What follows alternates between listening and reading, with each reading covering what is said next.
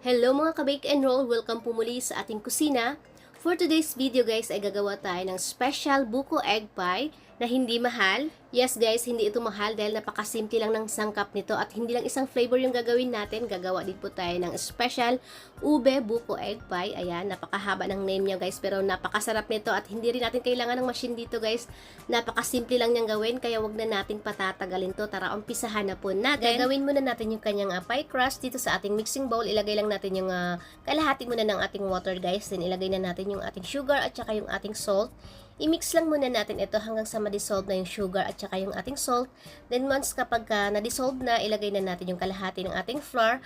Ayan, third class flour pala yung ginamit ko dito guys. Pwede kayong gumamit ng all-purpose kung wala po kayong third class. Pero mas maganda guys kung third class yung gagamitin natin. I-explain ko mamaya.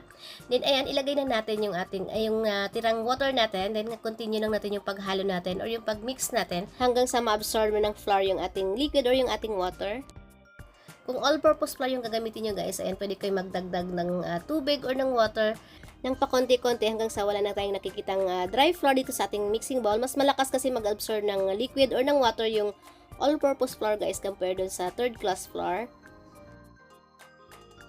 Then ayan, kapag na-absorb ng flour yung ating water, ilagay na natin yung ating shortening or lard.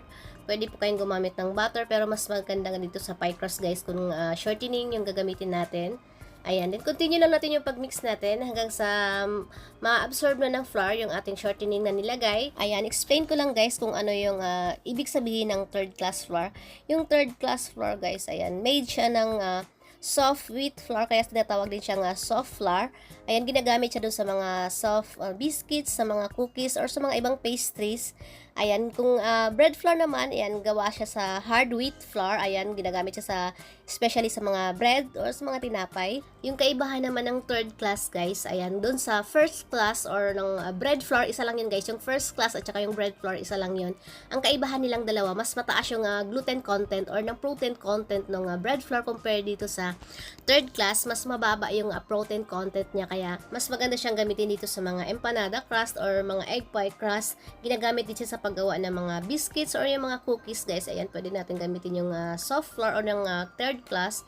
Then ayan guys, minasa ko lang siya hanggang sa magiging smooth na siya. Hindi naman kailangan na elastic. Basta hanggang sa ganito na siya guys, yung smooth na siya. Tatakpan lang natin siya ng mixing bowl. Then i-rest lang muna natin siya ng 10 to 15 minutes. Ito naman yung ating ensaymada molder. Ang size nito guys ay 5 inches diameter.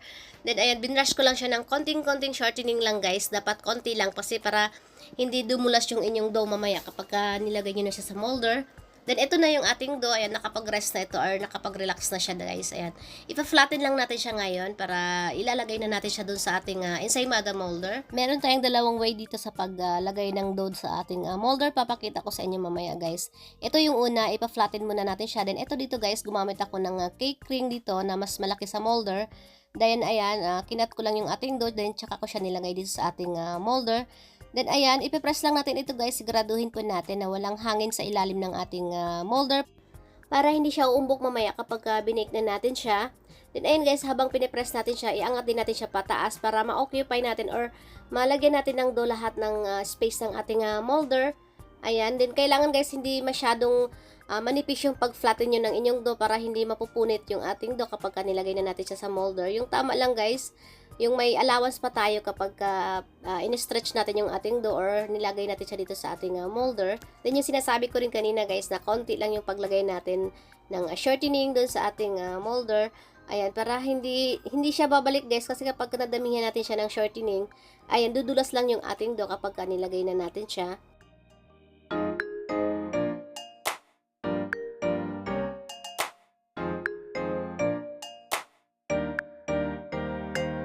Ito naman yung second option or pangalawang way nyo na paglagay ng dough sa inyong molder. Kukuha lang kayo ng portion ng inyong dough. Mga nasa 70 to 80 grams lang yung bigat niya guys. Then, ipa-flatten nyo lang siya tsaka nyo ilagay sa inyong molder. Then, ganun lang din yung gagawin nyo guys. Ipipress nyo lang siya hanggang sa walang matrap na hangin sa ilalim ng inyong molder para maganda yung hulma ng inyong pie crust. Then, tatanggalin nyo lang yung mga sobrang dough sa gilid ng inyong molder. Then, ito guys, magagamit nyo pa ito. Ayan, i-rest nyo lang siya ng mga 10 minutes ulit para lalambot siya guys, or madali siyang i-manage kapag ipa-flatten nyo siya ulit. Ayun, ito na lahat yung nagawa nating pie crust. Dito guys, nakagawa tayo dito ng 13 pieces na pie crust dun sa 5 inches na molder ng ensaymada. Then ngayon naman ay gagawin natin yung ating custard filling. Pinagsama ko lang yung ating sugar at saka yung ating skim milk dito sa ating mixing bowl.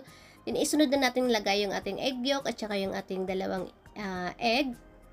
Then, mix lang natin ito guys hanggang sa mag-lusan lang yung egg. Kung wala po kayong skim milk guys, mas maganda rin gamitin yung full cream milk. Yung birch tree guys, maganda rin siyang gamitin. Na-try ko rin yun. Masarap din siya guys, malinamnam siya. Pero mas maganda kung skim milk yung gagamitin nyo guys, mas malinamnam yung ating egg pie. Ayan, sunod na natin ilagay yung ating hot water. Ayan, pakonti-konti lang yung lagay natin guys habang minimix natin siya para hindi maluto yung ating egg na nilagay. Dito guys, hindi na tayo gumamit dito ng maraming egg yolk, bali 1 egg yolk at saka 2 whole eggs lang. At saka hindi na rin tayo gumamit ng evap at saka condense para hindi nakakaumay kainin yung ating egg pie. Again guys, kung wala po kayong skim milk, pwede pa kayong gumamit ng ibang brand ng powder milk. Yung birch tree guys, na-try ko na siya kaya pwede ko siyang i-recommend sa inyo. Basta yung full cream milk lang yung gagamitin nyo guys. Kasi dalawang klase yung may fortified at saka yung full cream. Dapat yung full cream yung gagamitin nyo guys, mas masarap siya at malinamnam siya. Pero kung may skim milk kayo guys, mas maganda gamitin dito yon. Ayan, then after natin siyang ma-mix, ililipat lang natin siya ngayon dito sa ating measuring cup. Ayan, sinala ko lang siya guys para maiwasan natin yung mga buo-buong mga mixture na hindi nahalo. Ayan guys, nakita nyo ba yan? Ayan, huwag na natin siyang isama dito. Then i-mix lang natin ito guys, then naglagay na ako dito ng vanilla. Then dito pala guys, nakalimutan kong ilagay yung cornstarch. Ayan, dito ko na siya nalagay sa part na ito. Dapat doon nyo na siya isasabay pag mix ng powder milk at saka ng inyong sugar. Pero okay lang naman guys, ayan, pwede naman natin siyang strain ulit or salain ulit para hindi masama yung mga lumps ng corn flour dito sa ating mixture. Then ayan guys, in-strain ko lang pala ulit ito para sigurado po tayong walang nasamang mga lumps ng corn flour dito sa ating ginawang custard. Then ito guys, bali 4 cups itong ginawa ating mixture. Hinati ko lang siya sa dalawa, bali tag 2 cups. Yung isa guys para ito doon sa ating gagawing isang flavor, yung ating ube.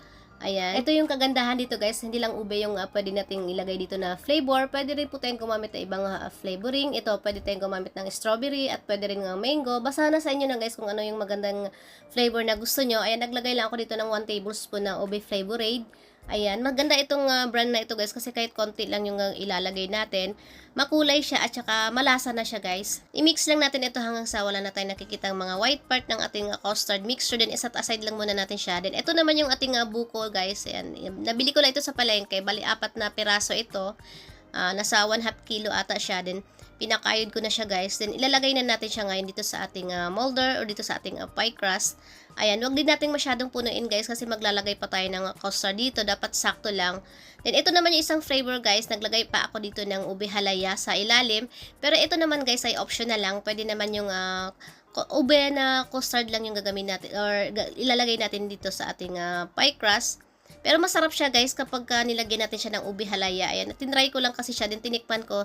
Napakasarap din niya guys. Mas gusto ko itong flavor na ito. Then ito naman yung ating plain na custard, yung ating vanilla. Huwag din po natin pupunuin yung ating molder guys. Mga nasa 3/4 lang yung ilalagay natin custard kasi kapag i-bake natin siya, medyo aasa siya guys kasi parang kukulo siya. So baka umapaw doon sa inyong molder. Mahirapan po tayo mag-unmold ng ating egg pie kapag nabasa or nalagyan ng mixture yung ating molder sa ilalim. Didikit kasi siya guys.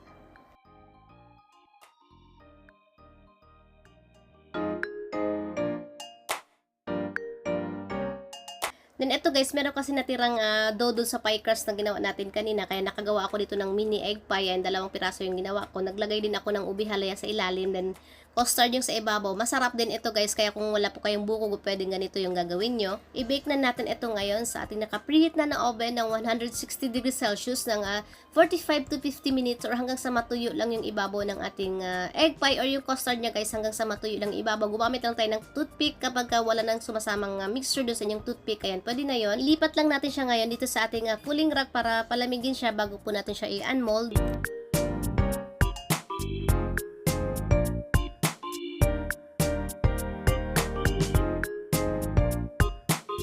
Ito na yung ginawa natin kanina guys na mini ube egg pie. Ayan, napaka-perfect din ito. Then kapag kakain na natin hawakan yung ating molder, kapag warm na siya or malamig na siya guys, ayan, tatanggalin na natin ngayon yung ating egg pie. Mabilis lang naman siya matanggal guys kapag maganda yung paglagay natin ng ating pie crust. Ang iiwasan lang natin dito guys na malagyan ng mixture yung ating molder kasi didikit siya guys, mahirapan po tayo magtanggal ng ating egg pie. After nyo pa na siya ma-unmold guys, ilagay nyo muna siya sa chiller ng mga 10 to 15 minutes bago nyo siya i-serve. Mas masarap kasi siyang kainin kapag malamig siya.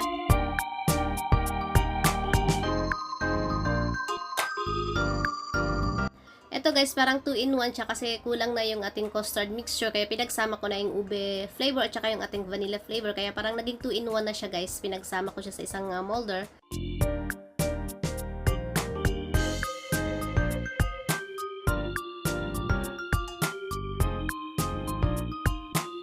At syempre, hindi mawawala yung pinaka-favorite part natin ng ating video, yung tikiman time. Ayan, titikman na natin ngayon yung ating ginawang special buko egg pie. Ang masasabi ko lang sa egg pie na ito guys, napaka-perfect niya dahil sakto lang lahat. Hindi po siya matamis at hindi siya nakakaumay kainin dahil hindi tayo naglagay dito ng condensed milk, ng evaporated milk, kaya sakto lang yung lasa niya. Napaka-creamy lang niya guys, din yung pie crust niya, sakto lang din yung timpla natin. Kaya kung hindi ka mahilig sa matamis pero gusto mo kumain ng mga ganitong dessert at ganitong mga panghimagas, ayan, saktong-sakto ito sa'yo guys. Ito naman yung pinaka-favorite ko dito guys, yung nilagyan natin ng ube halaya sa ilalim, tapos nilagyan natin siya ng buko at saka ng ube custard. Ayan, masarap din ito guys, ito yung pinaka-favorite ko dito. Pero kung wala kayong ube halaya, pwede naman yung ube custard lang yung ilalagay nyo dito guys. Masarap din siya. Sakto lang din yung kapal ng kanyang pie crust kasi may natikman ako dati guys, napakakapal yung kanyang pie crust tapos konti lang yung filling na nilagay sa loob.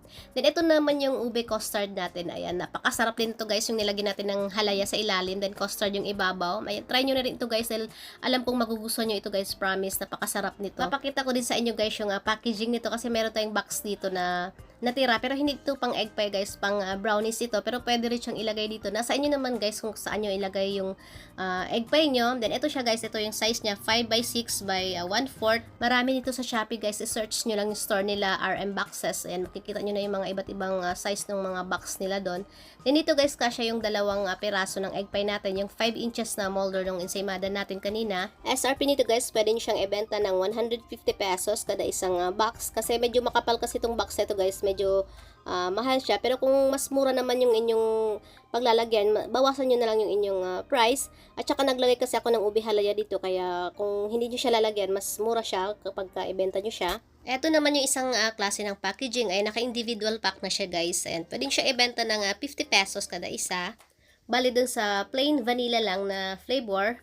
Pero pag dun sa ube, yung may ube halaya guys, may medyo mataas yun, mga 60 pesos to 65 pesos yung benta natin doon. Ang shelf life naman ito guys, tumatagal siya sa chiller ng 5 to 7 days.